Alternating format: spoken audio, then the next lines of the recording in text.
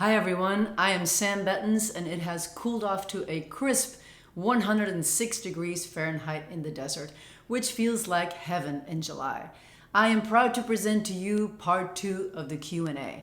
I have to apologize for it being a minute or two longer than normal, but I really didn't want to turn this into a 3-part series. So you and your short attention span can watch it in 1-minute increments once a day, which should take you right up to vlog number 10, 2 weeks from now. I am taking a week off to spend with the family.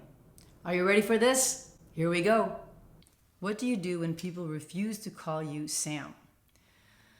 Luckily, that hasn't happened to me yet. No one has refused to call me Sam. If it was someone who was special to me, like someone in my family, I think I would have a really hard time with it. I like to think that people are either ignorant, meaning they're uneducated, or they are unwilling. If they are unwilling, I think I would let them know that this is something that I need from them, and if they're not willing to change, that I cannot have them in my life. Of course, it's easy for me to say because I haven't had that situation. My family, my friends, everyone has been super supportive. And when they mess up and they still call me Sarah or they say she, they apologize and we move on. And that's just really been a blessing. But I do know that I have no room for any kind of negativity in my life. I want to have the patience for my kids and my parents and my wife. I don't have much patience with anybody else. Now, there are some people you have to be a little more patient with and educate them. They might be willing, but they just don't know. So it's never a bad idea to send an article or bring up the subject and talk about things that you've read about and things that science says about what transgender means. Just make sure that they have the information. I think when people are educated, they have the information and they are just flat out not on board. There's no room for that. You don't need that. For how long have you considered to come out as trans? How did you approach the subject with your children, parents, and brothers? All a little bit different. I told my parents and my brothers and my older children while I was still questioning. I wanted them to know what was going on, and I wanted to involve them in the process while I was figuring it out. I thought if someday I figure out that I'm trans and I want to do something about it, I don't want it to come out of nowhere for them. And I trust all those people enough to have them be part of it. And there was a part of me that thought maybe I should not tell my parents until I know for 100% sure, because then if I'm not trans or I don't decide to do anything about it, then I don't have to hurt their feelings. But that didn't feel right.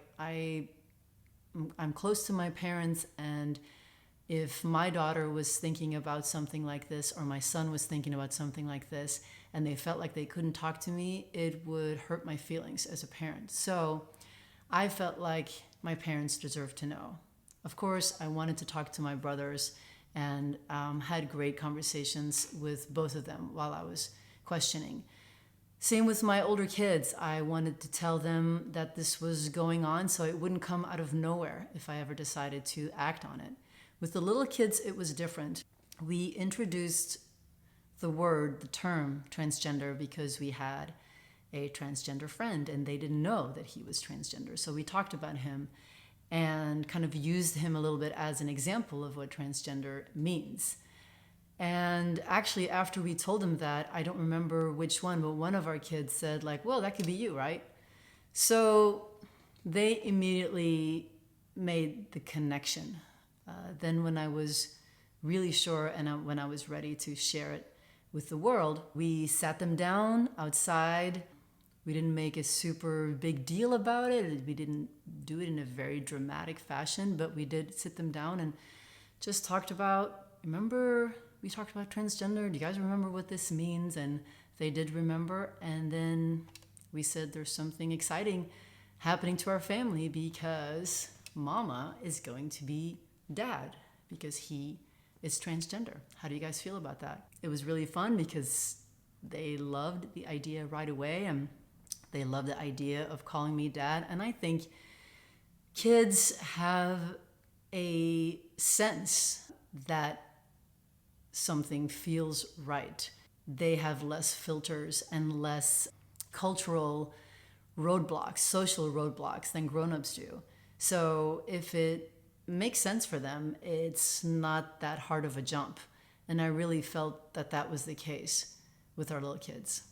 Once I knew I was trans, it didn't take me very long to come out to the world. It's not in my nature to live a secret life. It was the same thing when I figured out at 28 that I was in love with a woman and I was a lesbian.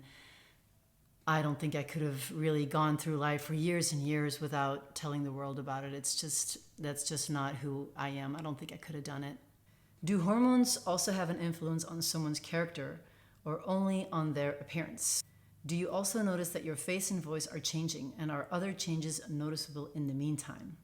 What is the next step in the transition? So some people say that testosterone can make you more aggressive and a little less patient. And of course, new hormones are raging through your body. So there's possible some emotional roller coaster going on. For me personally, I haven't really noticed that. I think I feel very much the same as I did before, except happier. But I don't think I've lost my temper more than usual. I don't really lose my temper ever. And I don't think I'm more aggressive. I haven't felt like hitting anyone. And not really that much of a roller coaster emotionally. Of course, this is kind of a crazy time. So some emotion goes with it for sure, but it all seems within the realm of normal. I haven't really noticed whether my voice or face has changed. I don't think it has. Maybe other people feel differently. It might be different if you're watching these vlogs every week or if you look at me from the outside. But for me, I feel like I still sound and look the same. The next step in my transition is continue to take testosterone. I am on a full dose now since a couple of weeks. And top surgery. And when the time comes, I will definitely be dedicating a vlog to that. The moment it clicked for you that you are a guy, did past feelings that maybe did not make complete sense make more sense? There must have been hiccups or struggles in the past. Everybody has some. And hindsight being 2020, do they make more sense now?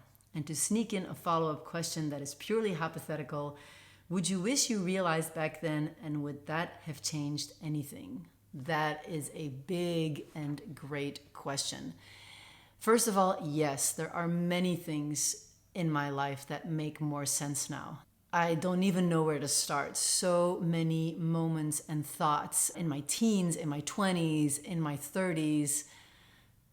The things I enjoyed, the people I enjoyed being with, the fact that I loved being a firefighter and being around a bunch of guys, it all felt so right and normal. Loving being in a band with a bunch of guys and feeling like I totally belong and I'm just one of them. And I always felt like I was one of them.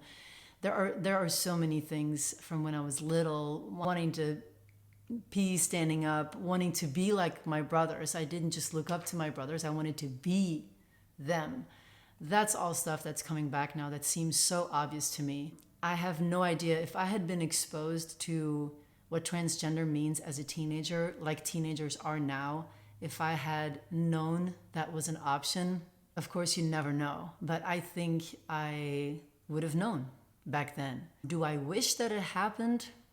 Very, very, very difficult question, because I am so happy with where I am in my life right now. I am only here in this situation because of all the other things that happened in my life. So I would never want to change anything. But of course, I see teenagers, sometimes trans teenagers, who know exactly who they are and can live their lives the way they want to. And there's probably a little bit of jealousy there, and a moment where I think like, oh, that would have been nice to have lived my teenage years as a boy. So there's some, and I think I've spoken about this before, there's some mourning there for the loss of not having had a childhood as a boy, but I don't think I would have changed anything. Last question. You seem like a decent health nut, but are you a smoker or have you ever been? I have been a smoker. I started smoking when I was about 13 years old. I'm very ashamed to admit that, but I smoked my first cigarette with my cousin. Maybe I'll put his name underneath so the world knows. And unfortunately, I loved it right away. First drag, I'm like, oh yeah, this is awesome. I didn't get sick, I didn't get nauseous. I barely coughed. I'm like, oh yeah, this is fun. So I started smoking. Of course, I didn't smoke very much at 13, but that was my first one. And then I ramped up to about a pack a day by the time I was in my early 20s. I smoked for about 10 years, and then I decided to quit, which was very, very hard. I tried a couple of times and failed. And then I quit together with my best friend. I was already living in the States and she was in Antwerp, and we said, let's talk in a week. We'll quit on the same day. Let's talk in a week and see where we are. And I'd had a really rough week, and I call her and she said, I smoked again. I'm like, oh my gosh, why didn't you tell me? And she said, I didn't want to tell you because if you were going strong for me, I didn't want to discourage you. So that was nice of her. I smoked one cigarette after that week, or maybe not even a whole cigarette, but just like took a drag, because somehow as an addict, the thought of never ever in my life being able to do that again just seemed crazy. So I just did it one more time, and then I was like, all right, now I can do that. I don't need to do it again. And that was it. I never smoked again. I was 23 or 24 or something, and the first months are hard, and you still kind of think about it a lot in the first year, but it gets easier all the time, and then it became a total non-issue. And yes, I am kind of a health nut. Now I'm a vegetarian. I work out pretty much every day. I care about my sleep, my overall health when I travel. I'm just so much happier when I feel good. So it really matters to me. And I will do everything in my power to make sure that my kids don't smoke. That was it, people. Don't forget, no vlog next weekend. Hope your summer is going great. Hit the thumbs up if you like this video. Subscribe if you want to support these vlogs, and turn on your notifications if you want to be the first one to see vlog number 10. As always, I love you. I appreciate you. Hang loose.